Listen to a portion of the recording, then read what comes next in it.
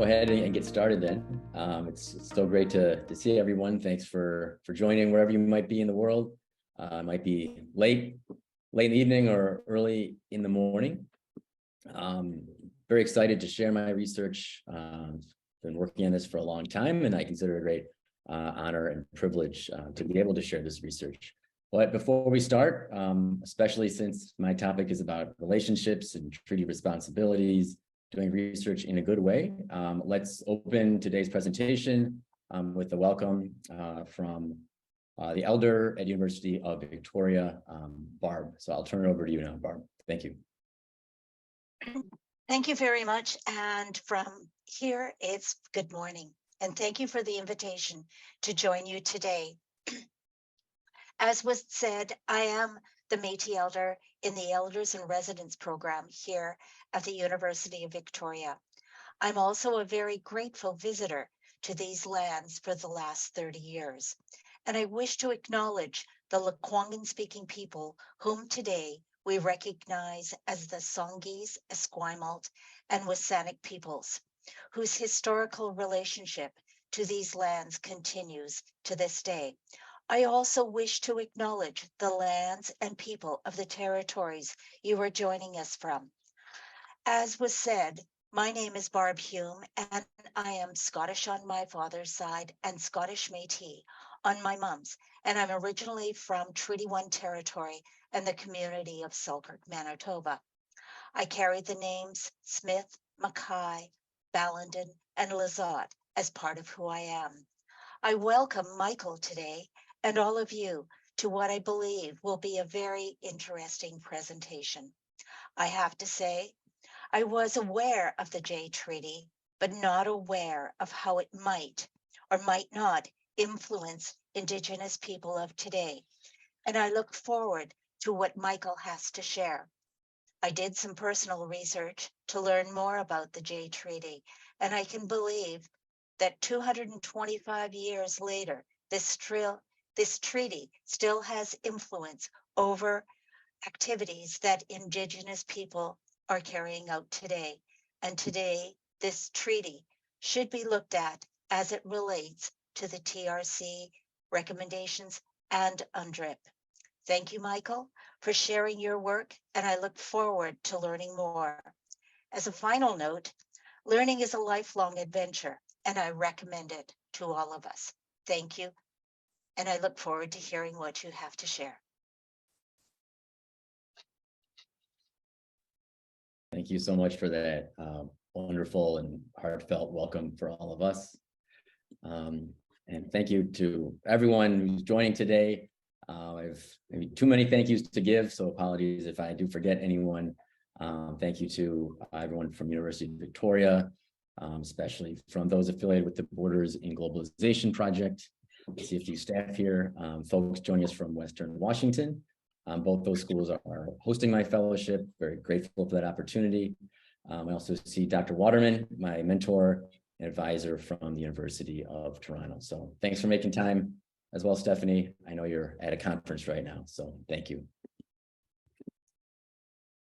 So my presentation will take the form of a PowerPoint, but I'd like to break it up with some activities as well. So welcome, everyone. I am actually calling you today from the city now known or referred to as Cambridge in Massachusetts. This is traditional territory of the Massachusetts. I'm honored and privileged to be on this land, and I keep that in mind, my presence here as a settler of Irish American descent, as I try to do my part as a person in treaty relationship, and doing trying to do some of the work of decolonization and reconciliation.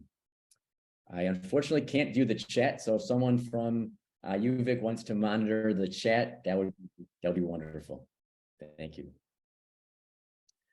I checked. I don't believe there are any extra accessibility needs today, but I have provided some alt text underneath. Well, looks like not this image, but majority of images in the presentation, and if we will be providing closed captioning as well. If you have any other accessibility needs, feel free to post that in the chat and we'll do our best to take care of them. Okay.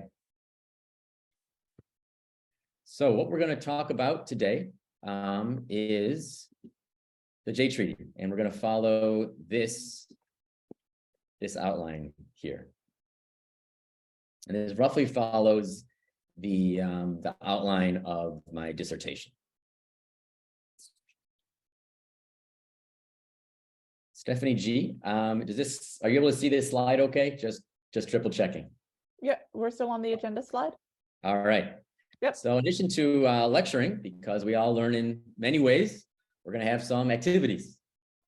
So if you weren't in the socializing mood today, you will be by the end. And I'm hoping these are meaningful and not hokey. So introduction, you've heard from me, Irish-American settler working here on Indigenous lands, on the homelands of the Massachusetts, but I'd love to hear a bit about you. So if you're able to, and you're willing, and share as much or as little as you want, I'd love to hear your name, maybe where you're calling in from today. You can refer to the Indigenous homelands if you'd like. If you don't know, you could visit nativelands.ca. And if you're affiliated with a university, feel free to drop that in the chat as well. So let's give folks a second to pop all that in the chat, and let's see what where everyone's from. And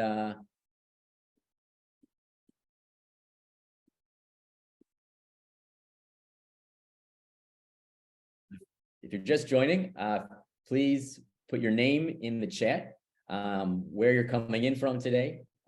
Sure, your preferred pronouns. I should have mentioned that for me as well. He, his series of pronouns. Welcome, Emmanuel.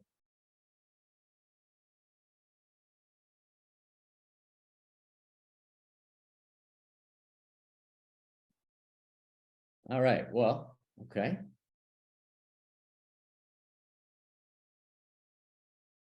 And since my framework is all about relationships, I think it's important that we get to know each other a little bit.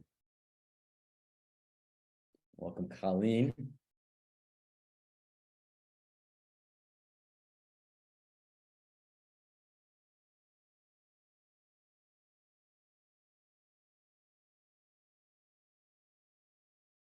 Welcome, Heather. Welcome, Ben. Welcome, Sarah. It's really helpful to see folks who might be affiliated with a university as we talk about some of these Jay Treaty policies. Well, thanks so much for sharing. I'm going to switch back to my PowerPoint now.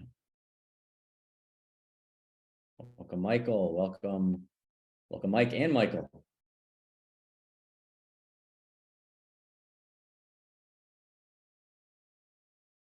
Thank you, Jessica. Thanks for everyone who helped put together today's webinar, staff at Center for Global Studies.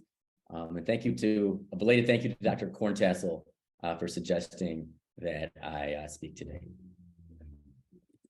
All right, thanks everyone. Go ahead and close this chat here. And let's get back to my PowerPoint.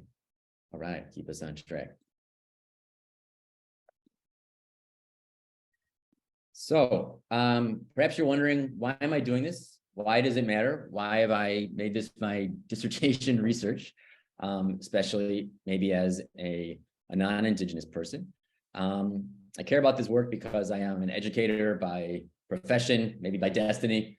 By day, I work in a high school as a college access coordinator, and I care about student success, and I want to see barriers to student success broken down in higher ed.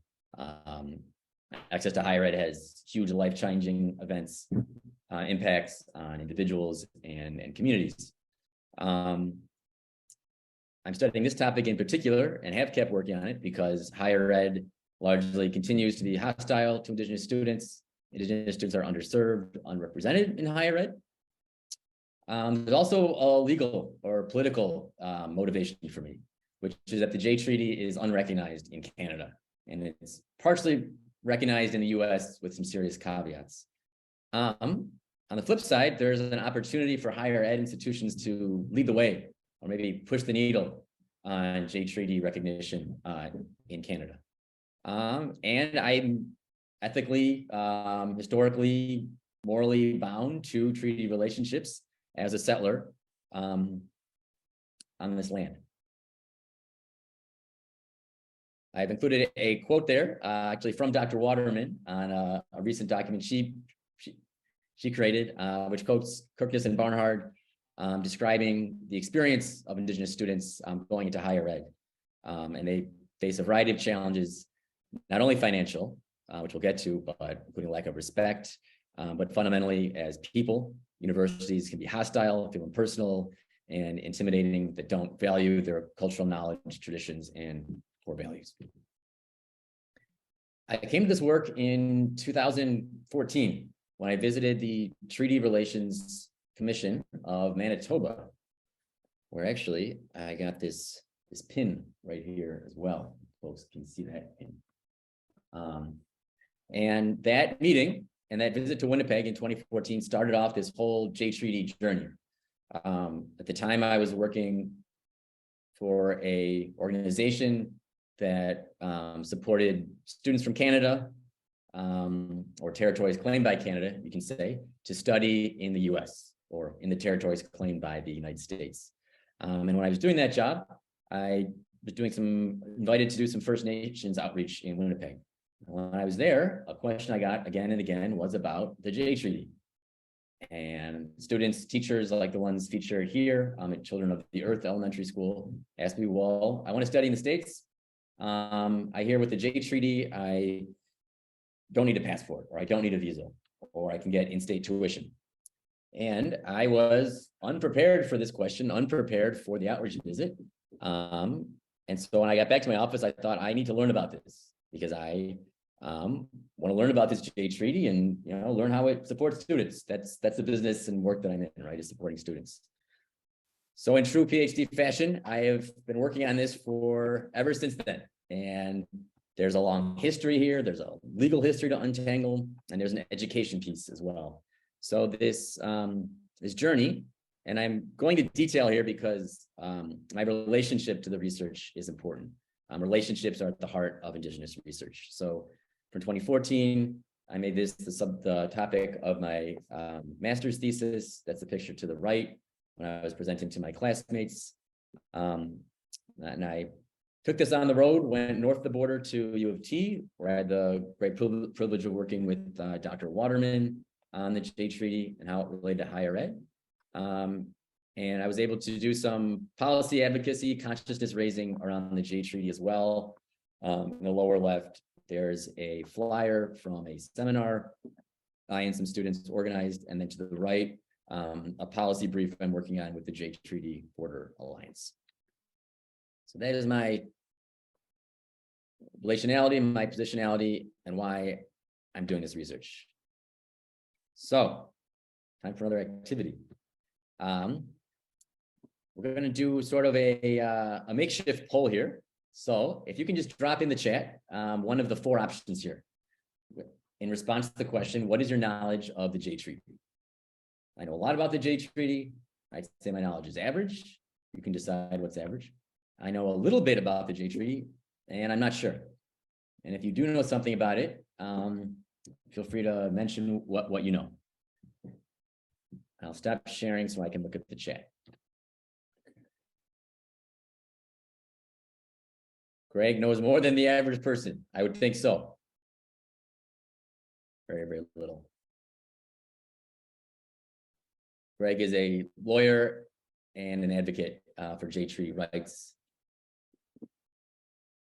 for decades. And it's from Greg that I'd say got my groove going with this research. Thank you, Emmanuel. Not sure. Very little. All right. Well, it sounds like we're all in the right place today, folks, if we are eager to learn more. Okay.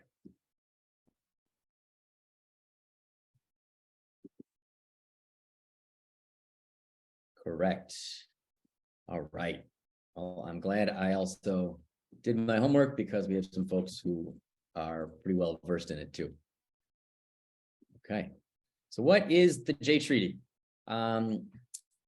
As my advisor sometimes reminds me, I am doing an education dissertation and not a legal brief. So I will focus on just some of the major points of the Jay Treaty as it relates to education. I'm happy to go into more depth offline or in question answer about all the rich, complicated, unfair history of the Jay Treaty over the last 225 years, the back and the forth, the cases, the wars, the alliances, and so on. Briefly, for our purposes, the Jay Treaty, fully known as the Treaty of Amity, Commerce, and Navigation between His Britannic Majesty and the U.S., it's a mouthful, was referred to in shorthand for John Jay, who was the American Secretary of State, who was the United States' emissary to Great Britain to negotiate this treaty.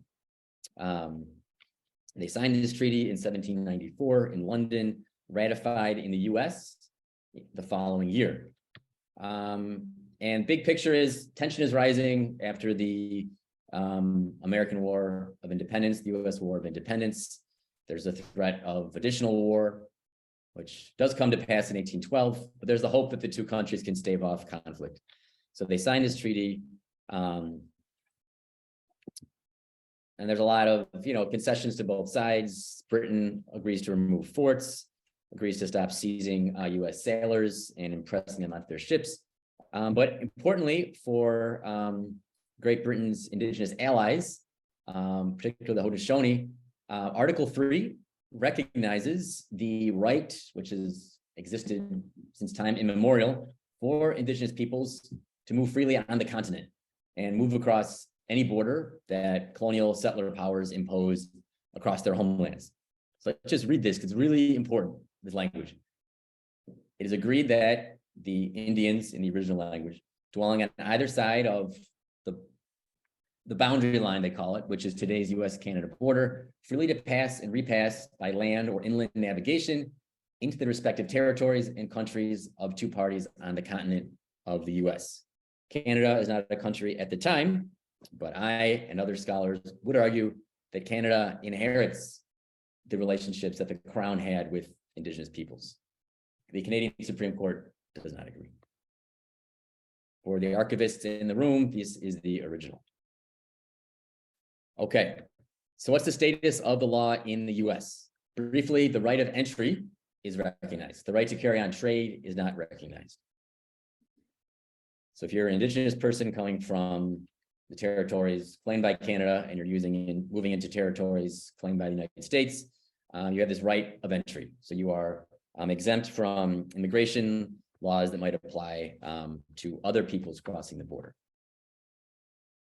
And that is based on your inherent rights as an Indigenous person and in U.S. legal code as well. The most recent law that recognizes the Jay Treaty rights and affirms it, which codifies it, is a 1952 piece of legislation, the Immigration and Nationality Act, which upholds this free passage right. Nothing in this subchapter shall be construed to affect the right of American Indians born in Canada to pass the borders of the U.S. However, they put in this big requirement, this burden, a racist policy that limits this to individuals that can demonstrate 50% Indigenous ancestry. There is a history to these blood quantum rules that I'll say for someone who's better versed in it. So Jay Treaty rights exist in the US, but with some restrictions. In Canada, there's no right to entry. There's no right to carry on trade. And that ruling was made in 1956 in Francis versus the Queen and upheld again in 2001. So that's the state of affairs in Canada. Things are changing a bit, right? With the adoption of the UN Declaration on the Rights of Indigenous Peoples. But the Jay Treaty itself has not been addressed. If you're new to this topic, I recognize this graphic novel, which is based on a short story by Thomas King. It's about a Blackfoot family resisting, surviving, encountering the absurdities and Kafka-esque like realities of crossing the border. A family is visiting their daughter in Utah, and when the family crosses the border agent asks their citizenship. The mother insists on Blackfoot, saying they are Blackfoot because they are, and the agent won't let them in south of the border, right? So they go back across the border, and the Canadian agent asks the same question. They say Blackfoot, and so they stay the night in the border, and again until, I won't ruin it, but it turns out well. So check out the book and see how this family asserts their Jay Treaty rights. And their experience speaks to the difficulties that Indigenous peoples face when crossing the border.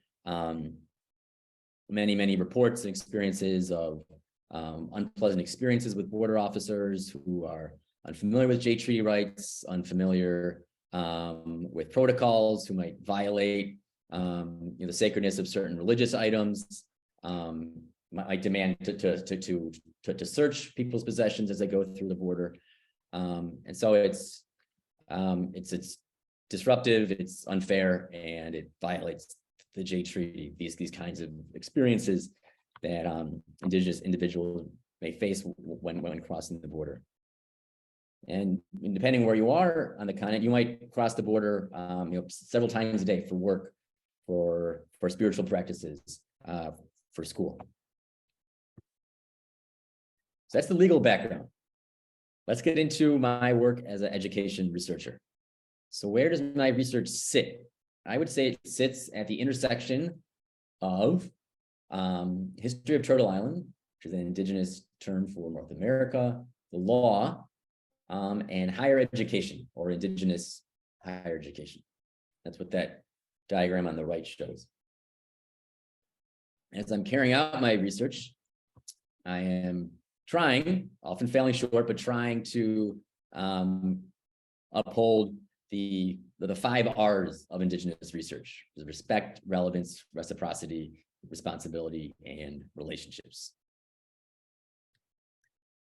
Since I've been involved with this research for a while, my question has changed over time. I think it's interesting to see the evolution of that question. So in 2014, after I visited the First Nations communities in Winnipeg, my question was, how do Aboriginal students assert Jay Treaty rights to study across the border in North America? I refined that 2 years later to, how do Indigenous students assert Jay Treaty rights? When I came to Toronto to work with Dr. Waterman, my focus shifted to higher ed institutions. There are some students who are using Jay Treaty to study north or south or east or west of the border, but not very many. And so I decided to focus on universities. Those students I did speak to were able to use the Jay Treaty to establish residence, to go to school, and to access in-state tuition at a university in the U.S. And that's a great segue into my case study design. So of all the schools in Canada, I decided to look at 2 schools that very recently had decided to honor the Jay Treaty. They put out statements that saying they recognize the Jay Treaty. University of Saskatchewan is among the earliest, perhaps the earliest. I am willing to be corrected on that. They passed their policy in 2017, followed a year later by Vancouver Island University. And these policies are operationalized, or the recognition is operationalized as a tuition waiver. So for the purposes of tuition, the universities are recognizing that student as a quote unquote domestic student. They're not recognizing them as international students, not assessing them international student fees. So it's small, but symbolic, and that symbolism is important.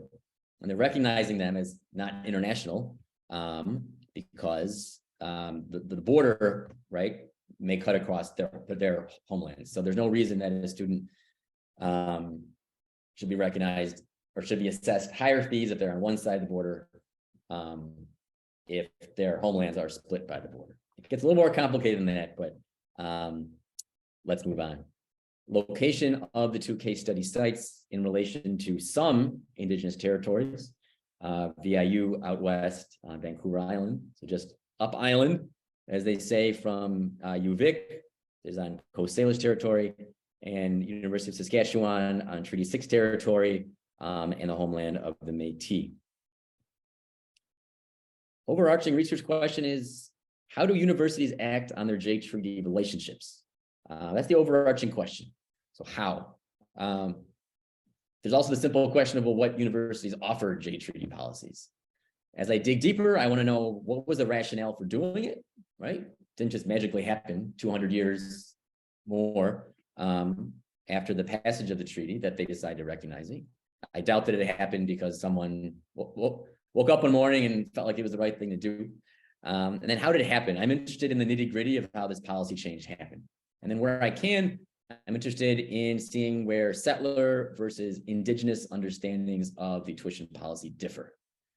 That binary gets, messy. There's multiracial people in my presentation as well. So it's not always easy to essentialize perspectives here as either Indigenous or settler.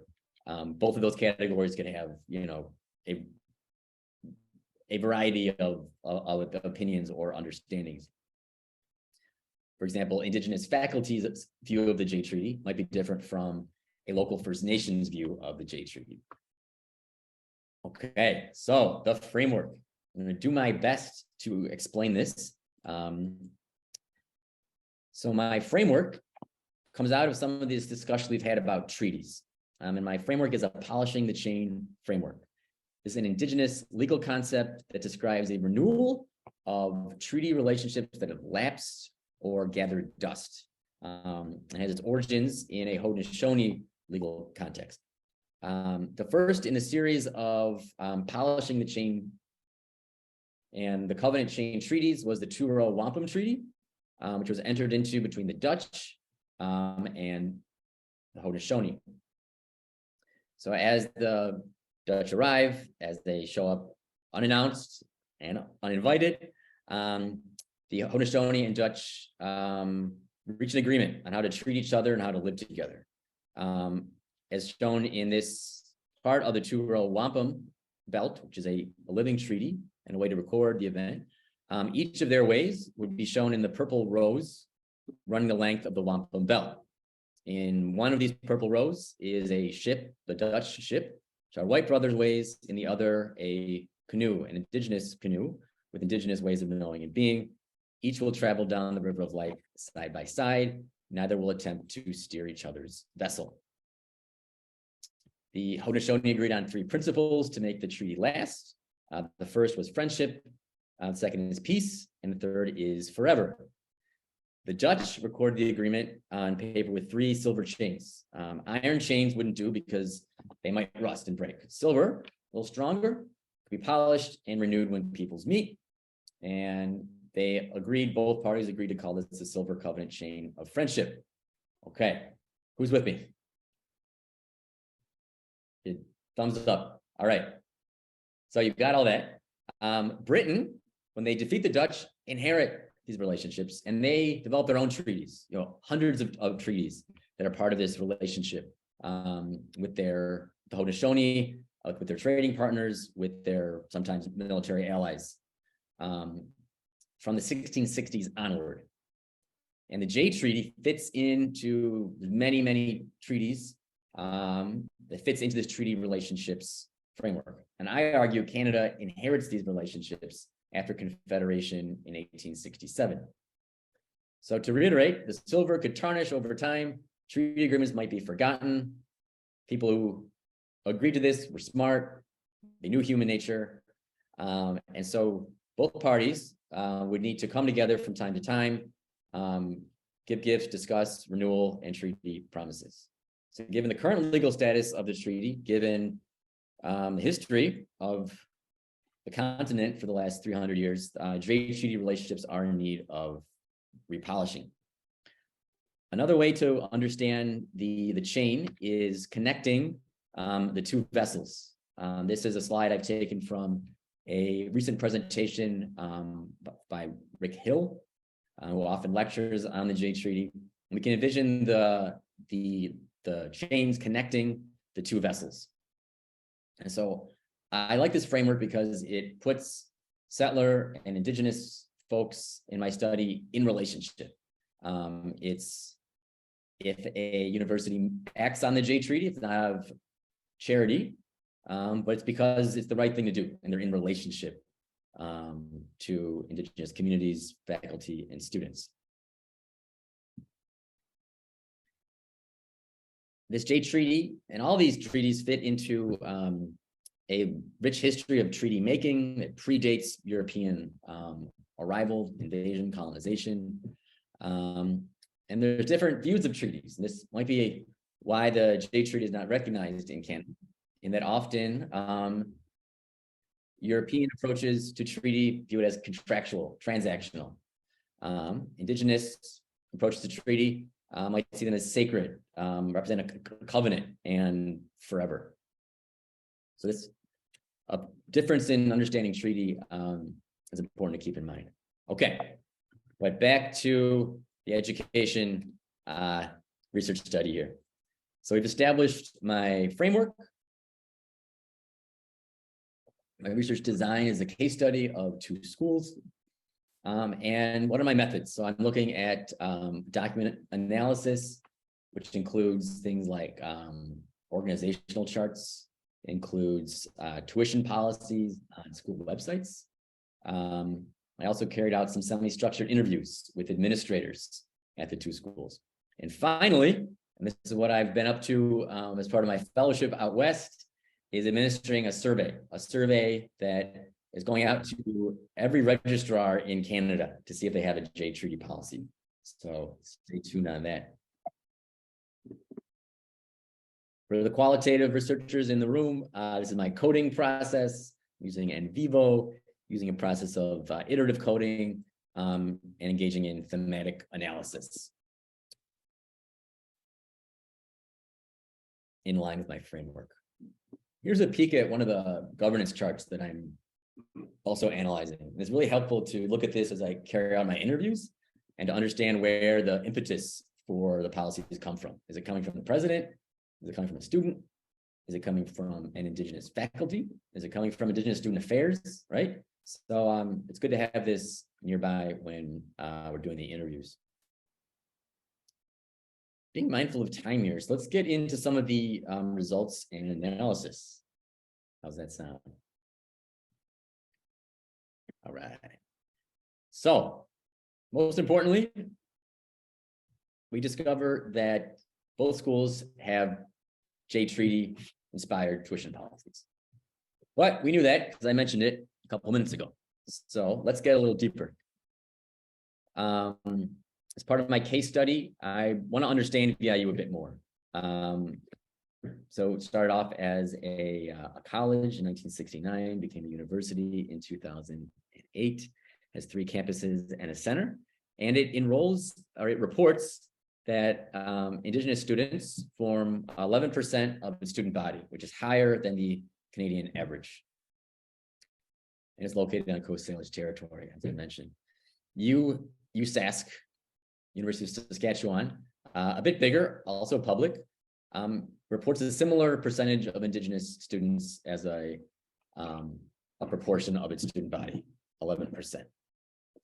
And both are shaped by provincial acts of higher education, which is important when it comes to understanding what the universities can do in terms of setting tuition. Okay, let's do another activity here. I'm not going to be able to share my screen and monitor the chat, so I trust you to go ahead and do this activity. But what I'd like to do is pretend that you're the researcher and encountering this tuition policy for the first time.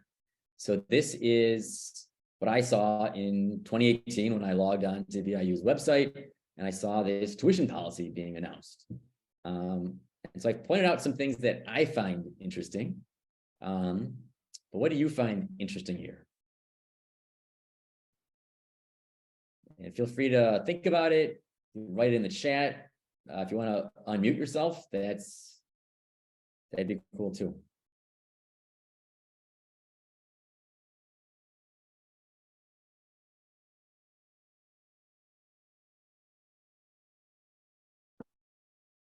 It's interesting to compare this to the policy at University of Saskatchewan. And bear with me, this is quite a bit of text. So I've highlighted, I think are the most interesting points. This also honors the Jade Treaty, all right? It doesn't mention TRC though, or the UN Declaration on the Rights of Indigenous Peoples. That's interesting.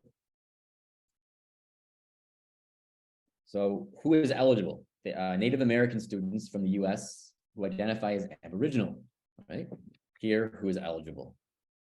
Students living outside Canada with an ancestral connection to Canadian Indigenous groups. What does that mean? Right? And what's the documentation for USask, University of Saskatchewan? You would need a federal tribal enrollment or registration or similar documentation. What is it at VIU? It's a Jade Treaty Letter of Support template. So a local First Nation would need to vouch for you if you were coming from outside of Canada.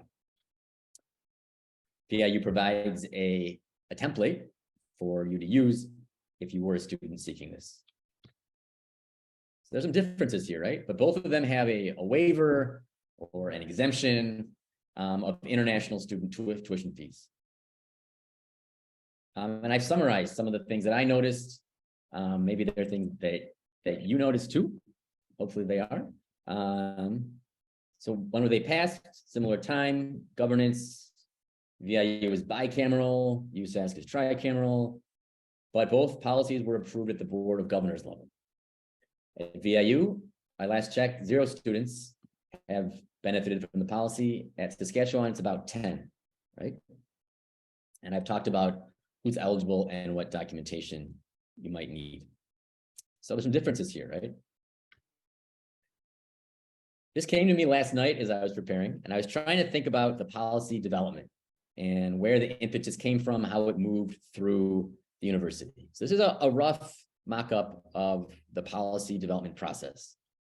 I really want to emphasize that the impetus from this came from Indigenous folks, right? It wasn't a settler university administrator waking up one day and deciding it was the right thing to do. There's some terrific folks of settler background who care about the policy, but we have to bring it back to where the advocacy came from, right? And in both cases, it was very interesting. The first advocacy comes from a single student, different students, but single students about 15 years ago, approximately.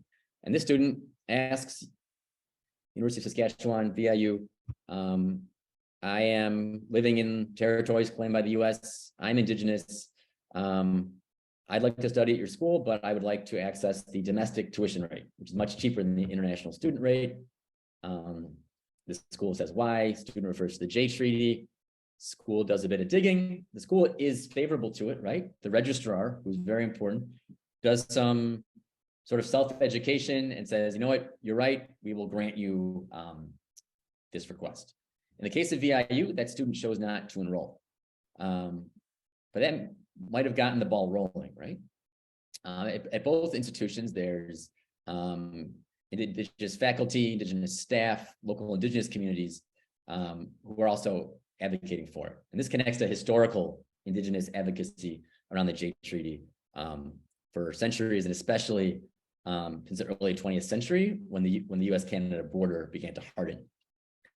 Once this gets on the radar of senior university leadership, who in both case studies were not of Indigenous background, they move, they get on board. They do consulting with Indigenous faculty and staff inside the university, local First Nations. And from what I gathered from the interviews, they were motivated by a sense to sort of do right by the treaty. Maybe in the same way that I felt after visiting Winnipeg in 2014. They wanted to learn more about the Jade Treaty and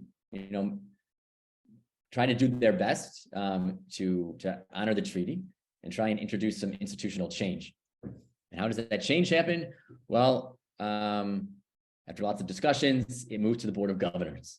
And someone, in the case of VIU, it might be a president or a chancellor. There's a motion to the Board of Governors. It is seconded. It is approved very quickly, unanimously in both cases. And then it's up to the registrar to implement it. So I've had some great chats with the registrars about what it means to get, you know, a very wonderful policy change from on high, right? We're going to recognize the J Treaty, but you're the registrar. What does that look like in text, right? What does the written policy look like? Who's going to be recognized? How is documentation going to be processed, right? So the registrar have the challenging task of, you know, putting the policy into a written form. Also being mindful of time, I'll just pull out a few interview themes from my 20 interviews. So one is I learned about the policy development. Two, learned about institutional autonomy and the limits to institutional autonomy. That is the autonomy of the colleges and universities. Three, I got to learn, you know, the roles, different roles in this policy story and how they interacted. I also got to dig deeper into motivations of some of the settler respondents. Right? Why do they care? The same question is, why do I care? Why am I acting on this? Another lesson was that context really matters, right? It's no coincidence that both schools enroll or report enrolling a higher percentage of Indigenous students than the Canadian average. I also learned some differences in policies, who's eligible, and some questions about how to measure success, right? What does success look like? So at VIU, it was passed very quickly in 10 minutes. So when I was consulting the board meeting minutes, I thought, oh, maybe there'll be a back and forth, so maybe some arguments, but no, it was unanimous. There was no pushback, and it took 10 minutes to be approved, which was a pleasant surprise. At USask, there was a similar feeling that once it was introduced, the policy, it was going to pass, right? And so it was. So straightforward adoption is one lesson here. Another lesson was institutional autonomy. So based on the way the laws are written in both those provinces, both of the schools can set international student rates. So they can recognize the J Treaty in terms of tuition. What they can't do is change the immigration status of a student. So unfortunately, that student, if they're Indigenous from territories claimed by the U.S., they will need to apply for a student visa, as would a Chinese student. So it's not full J Treaty rights, it's just tuition. So that's a government of Canada responsibility. Okay, Indigenous advocacy and context. If I haven't emphasized it enough yet, I'm going to say it again. This is crucial. This is the impetus behind this. I mentioned it could be different pockets within the university. At Saskatchewan, it was in particular the Indigenous Student Education Program that was advocating for it. And they've actually welcomed up Indigenous students from Hawaii through the J Treaty.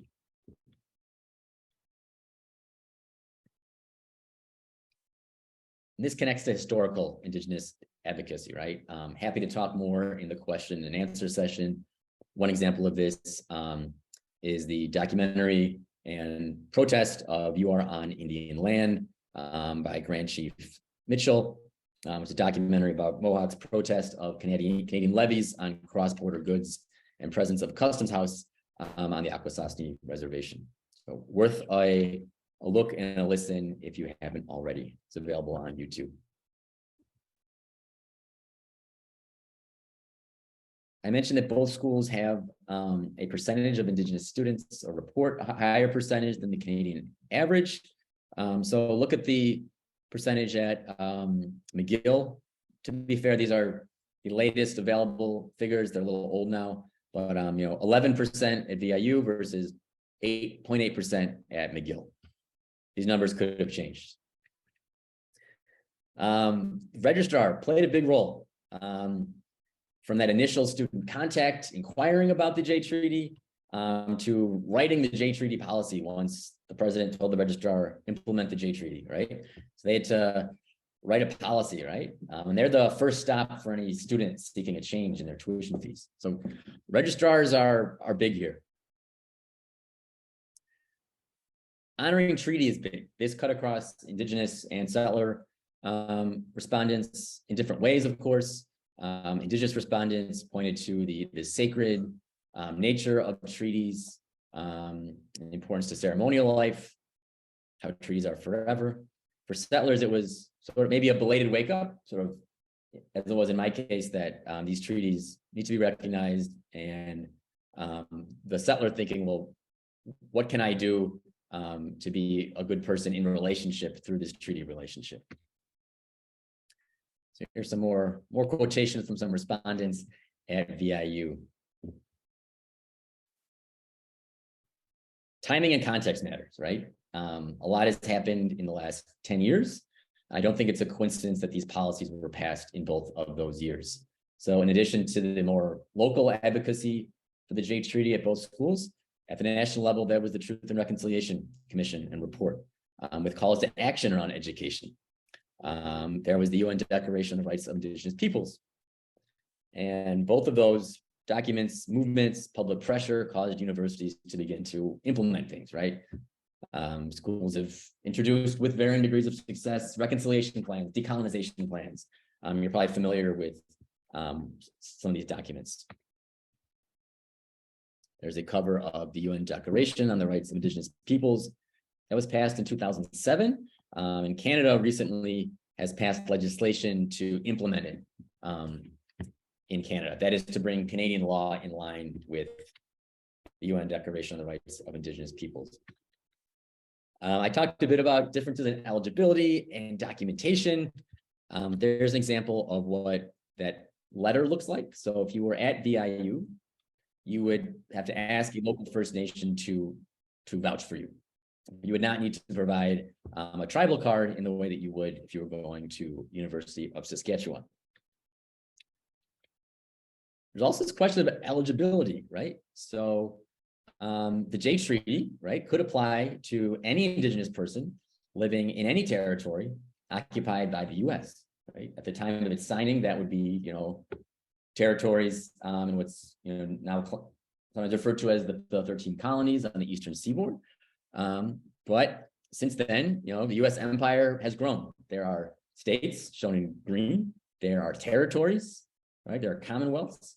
And so we got into this sort of philosophical question of, well, who is eligible, right? The policy currently is pretty limited, right? It's pretty narrowly written, but long-term, right? We heard that there's Indigenous folks from Hawaii who are studying at U of S. So it's one vision for the policy would be not just students whose homelands are bisected by the border, such as a Mohawk person or a Coast Salish person, but an Indigenous person from anywhere in pink or green or blue or in orange here. So a more expansive view, which kind of connects to, international Indigenous student mobility.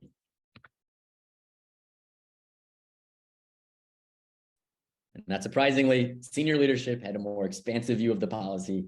The registrar charged with implementing it, had to write a more narrow focused written policy of who the tuition policy would apply to. Another takeaway, not very many students have access to policy. So 0 at VIU, 10 at University of Saskatchewan. I've heard University of Victoria, there's one student that has accessed their policy. So that's good news. But universities might want to make this part of recruitment processes, right? To advertise it more. And so what does success look like, right? There's many ways to cut this. Not many students are accessing it. So is the policy a failure? Maybe not. It has this huge symbolic importance to recognize the J Treaty. And my respondents, Indigenous and settler alike, didn't want to shy away from that point. This is very symbolic, very important.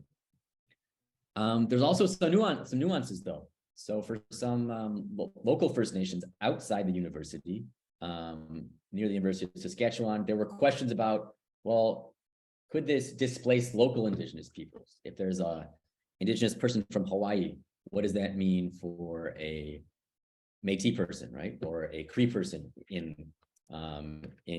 Treaty 6 territory and in Métis territory. So it's not a simple yes or no, it was successful, it was not. Okay. So let's reflect as we near the top of the hour. So was the framework useful? Yes, it was a useful framework. It's a good way to always keep settler and Indigenous respondents in relationship, to not focus on one or the other. But one piece I struggle with is, well, what if both partners are not, have equal power, right? When these treaties were first signed, Europeans were, in a much weaker position, right? The balance of power was different. And so what does it mean today when those power relationships are flipped from what they are 400 years ago? What does it mean when one party just abandons their work polishing, right? For these universities and some settler respondents, it's just now, right, very belatedly, that they're doing sort of their side of polishing the chain. And so where does maybe both unequal power relationships and unequal attention to the relationship fit in with that framework? Some big takeaways. Is it enough? Is the J Treaty enough? And maybe it doesn't have to be enough. Maybe it's just the first start. It's the first step. It's a way to pass other pro-Indigenous reconciliation, decolonizing initiatives. We're seeing the limits of university autonomy when it comes to disrupting some national approaches to the border. But it is encouraging to see that universities are doing this, albeit very belatedly. So some considerations for administrators in the room, in that if the J Treaty is passed, right, at your institution, if you're able to recruit students to access it, that's great. But still, that's only one piece, right? Financial aid is only one piece of student success, and in particular, Indigenous student success. And so this, I want to emphasize, I want to call our attention to this chart here, which comes from Dr. Pidgeon's work, More Than a Checklist, Meaningful Indigenous Inclusion in Higher Education, which emphasizes there are a variety of factors that affect Indigenous student success in higher ed. And so administrators, I call myself out on this as an administrator, need to think beyond the checklist approach to supporting Indigenous student success. So passing a J Treaty policy is not enough. It needs to be part of recruitment efforts, right? And once that student is in the university, how is that student supported, right? So financial aid is just one piece of the puzzle. And I think about this every day in my work as a college access coordinator with Cambridge Public Schools. Another way to critically reflect on this policy is, where does it fit into this spectrum of indigenization or decolonization at Canadian universities? This is a really helpful schema to understand policies and where they fit on the spectrum. On one end, there's Indigenous inclusion, which is maybe the lower hanging fruit for institutions trying to implement calls to action from the TRC. On the other end, there's decolonial indigenization. In the middle, there's reconciliation indigenization. And I would think, you might think different, that the J Treaty policy falls under reconciliation indigenization, which seeks to reconcile Indigenous and settler positions, presence, knowledge systems within universities without the academic overhaul that full decolonization would entail. And perhaps the J Treaty policy is not even fully reconciliation indigenization. It could be between Indigenous inclusion and reconciliation, indigenization, the orange box and the pink box.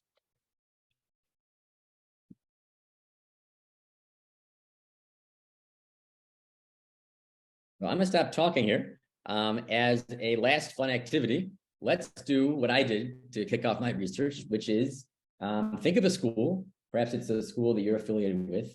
And by school, I mean post-secondary institution in this case. And just do a quick Google right now and see if there's a J-Treaty tuition policy. So this is how I actually discovered a lot of schools that had policies by simply Googling. So if you're at UVic, go on Google right now, open your browser and type in University of Victoria J-Treaty tuition policy. And let me know what you find. And drop your comments in the chat.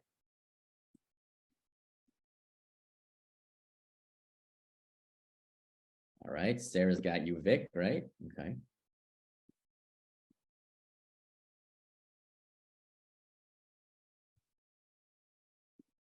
I'll do it too. So I've been focusing on Canada a lot, but I wonder if City University of New York have a J-Treaty tuition policy.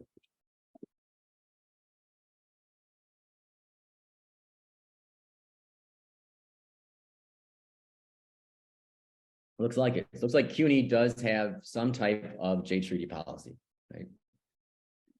All right. Did anyone else find anything? Does their institution have a J-Treaty policy? Either one you're affiliated with or one that you're thinking of? Sarah, thanks for sharing the UVic policy. I'm really encouraged to see that policy, and talking to University of Victoria administrators is actually part of my fellowship now at University of Victoria. Okay, nothing at Waterloo. Interesting. Thanks, Colleen. SFU has a report. The J-Treaty should be honored, but no policy. I've also learned that there are schools that have policies, but they're not publicly available. And that could be for a whole bunch of reasons, right?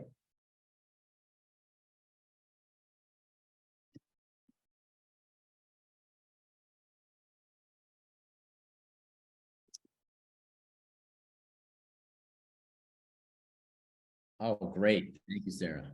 Right. Okay. I need to contact Robina. I've got my my work cut out here. Now, Thanks so Michael, if you're done, maybe we can open for questions and comments.